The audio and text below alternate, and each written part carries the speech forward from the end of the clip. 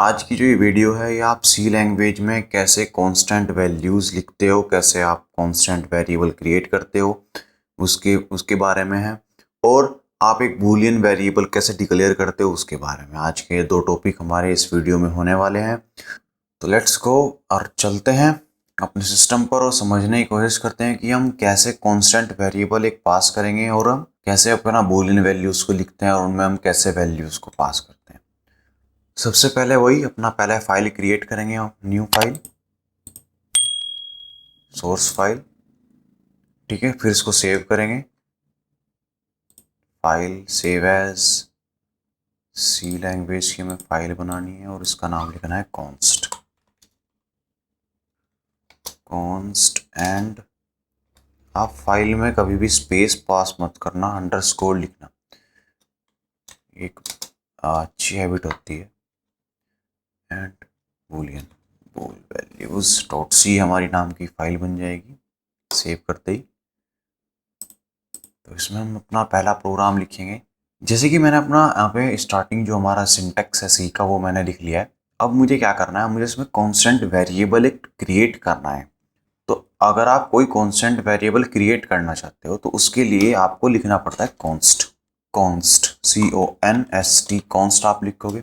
उसके बाद आप उस वेरिएबल का टाइप लिखोगे, डेटा टाइप आप जो हमने लास्ट वीडियो में टॉपिक डिस्कस किया था, डेटा टाइप आप यहाँ पे डिसाइड करोगे। जैसे कि कोई मुझे कॉन्स्टेंट वेरिएबल डिक्लेयर करना है, इंटीजर उसका टाइप होने वाला है, तो मैं यहाँ पे इंटीजर लिख दूंगा। INT मैंने यहाँ पे लिख दिया।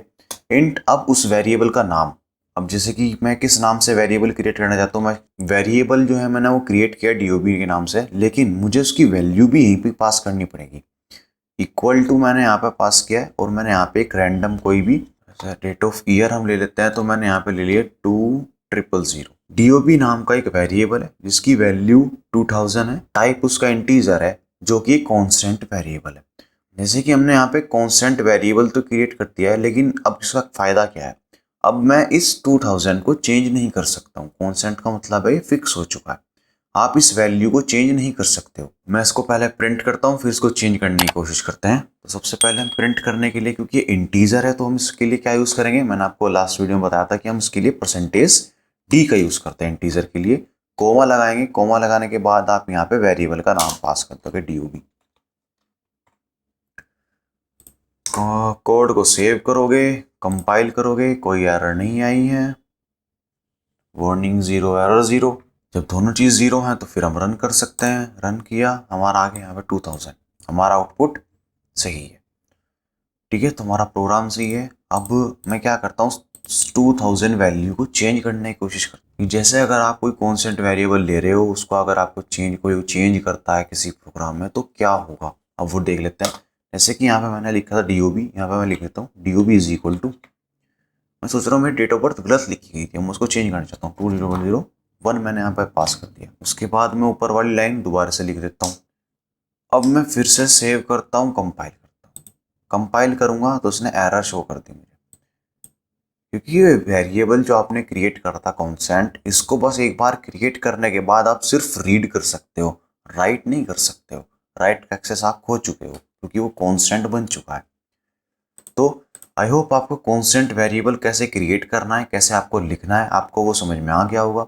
अब इसमें एक और चीज़ है कि जैसे कि मैं यहाँ पे कोई आप वेरिएबल आप क्रिएट करते हो तो आप उसको ऊपर क्रिएट कर सकते हो, बाद में आप असाइन करके वैल्यू को उसमें अपडेट कर सकते हो। लेकिन अगर आप इसमें भी ऐसे करना चाहते हो, जैसे कि मैं यहाँ पे इसे हटा देता हूँ और आप नीचे लाइन में लिखना चाहोगे ना, यहाँ पे रेसिमन नहीं हटा दिया है, और मैं यहाँ पर लिखना चाहता हूँ DOB is equal to 2000 semicolon, तो ये यहाँ पे भी आपको एरर शो करेगा। सेव किया, कंपाइल करोगे तो देखो इसने यहाँ पे भी एरर। ठीक है, क्योंकि आपको उसे सिर्फ वहीं पे ही लिखना पड़ेगा जहाँ पे आप उसका वेरिएबल क्रिएट कर रहे हो, वेरिएबल बना रहे हो। तो कॉन्स्टेंट वेरिएबल बस इतना सही है, कंप्लीट हो गया है। आई होप आपको समझ में आ गया होगा। नेक्स्ट चलते हैं। नेक्स्ट है हमारा बूलियन वैल्यूज को हम कैसे क्रिएट कर। बूलियन क्या है, बूलियन भी आपका एक डेटा टाइप है। ठीक है, तो बूलियन के अंदर आप दो ही वैल्यूज रख सकते हो, तो ट्रू या फॉल्स। अब बूलियन वेरिएबल्स आप कैसे क्रिएट करते हैं वो देखते हैं। अब जैसे आपने कॉन्स्टेंट तो कर लिया होगा, मैं इसको कमेंट कर देता हूँ यहीं पे ही। अब बूलियन वैल्यूज को आप कैसे पास करते हो वो देखते हैं। तो बूल लिखते हो सबसे पहले, डेटा टाइप आएगा उसका, फिर आप उस वेरिएबल का नाम देते हो, जैसे कि मैंने यहाँ पे रखा टेस्ट। ठीक है, टेस्ट इज इक्वल टू आप उसकी वैल्यूज को पास करोगे। क्या क्या वैल्यूज होंगी, क्योंकि ट्रू एक होगा फॉल्स। ठीक है, तो ट्रू लिखते हैं। अब देखो यहाँ पे मैंने एक ट्रू लिखा है, बाद में सेमीकोलन लगाया है। आप देखोगे कि मैंने एक ऐसे स्ट्रिंग पास की है, स्ट्रिंग की तरीके से मैंने लिखा है, लेकिन मैंने इसमें डबल कोट्स नहीं लगाए हैं, ट्रू लिख दिया डायरेक्ट। ठीक है, तो ये दो वैल्यूज होती है, ट्रू एक फॉल्स, इसका टी कैप स्मॉल होगा और फॉल्स का एफ भी स्मॉल होगा। बूलियन वैल्यूज होती हैं, इसके लिए आपको डबल कोट्स लगाने की, सिंगल कोट लगाने की जरूरत नहीं होती है। आई होप आपको ट्रू और फॉल्स समझ में आ गए होंगे आप कैसे लिखते हैं। तो लेट्स गो, नेक्स्ट लिखते हैं फॉल्स। तो बूलियन एक और वैल्यू डेटा टाइप मुझे लेना है, और मैं यहाँ पे test2 ले लेता हूँ इस बार, और मैं उसका भी वैल्यू लिख देता हूँ फॉल्स, सेमीकोलन लगाया, एंटर। अब हमने परसेंटेज डी देखा था इंटीजर के लिए प्रिंट करने के लिए। मैं अगर बूलियन वैल्यूज को प्रिंट करना है तो हम उसके लिए क्या यूज करेंगे, हम उसके लिए भी परसेंटेज डी का यूज करते हैं। प्रिंट एफ आपने लिखा, प्रिंट एफ के अंदर आपने अब यहाँ पे वैल्यू पास की है, डबल कोट्स के अंदर percentage D comma test, control S, compile, run, error दे दी है। सी के अंदर हैज से नहीं स्लैश से आपका कमेंट आउट पास होते हैं। कंट्रोल एस करोगे आप, सेव करोगे, कंपाइल करोगे, रन करोगे। अब इसने मुझे एक एरर शो करी है कि आपका जो ट्रू है वो अनअटैच्ड है, उसको आपने अटैच नहीं किया है। तो आपको अटैच का मतलब है, जैसे कि हमने हैज इंक्लूड stdio.h लिख रखा है, ऐसे हमें एक और लाइब्रेरी को इंपोर्ट करना है। वो कौन सी लाइब्रेरी होगी वो देखते हैं। तो उसके लिए हम लिखते हैं हैज इंक्लूड, हैज इंक्लूड के अंदर आपका आएगा std bool .h जो हमारी लाइब्रेरी है वो हमारी ट्रू और फॉल्स की वैल्यूज को गेट करने में हेल्प करती है। जैसे कि ट्रू होगा तो वो हमें आउटपुट में 1 देगी, और अगर हमारा फॉल्स होगा तो आउटपुट में हमें 0 देगी। अब मैं इसको दोबारा सेव करके कंपाइल करता हूँ, तो अब मुझे एरर शो नहीं होंगी। अब मैं रन करता हूँ तो मुझे आउटपुट आ गया 1, क्योंकि मैंने सिर्फ ट्रू वाला जो था वही प्रिंट किया था। और अगर आपको फॉल्स वैल्यू करनी है तो आप वो भी कर सकते हो सेम इसी तरीके से। printf percentage D coma test2, जैसे ही मैं इसको सेव करता हूँ, कंपाइल करके रन करता हूँ, तो हमारा 10 आ गया। 10 क्यों आया, माना तो हमारा 0 1 0 चाहिए था, ये 1 और 0 ही है, बस मैंने यहाँ पे स्पेसिंग नहीं की है तो उसकी वजह से ये 10 आया। मैं यहाँ पे कर देता हूँ \n का यूज़, तो देखो अभी अलग अलग आ जाएगा। सेव किया, रन किया,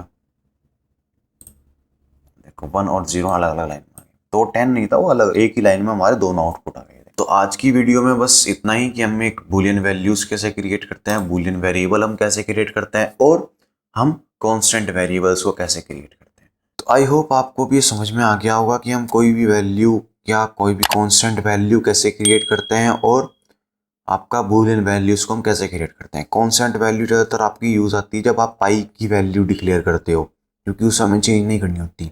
आज का जो टॉपिक था वो कवर अप हो चुका है। अगर आपको हमारी वीडियोस अच्छी लग रही हैं तो प्लीज़ लाइक करना और चैनल को सब्सक्राइब करना मत भूलना।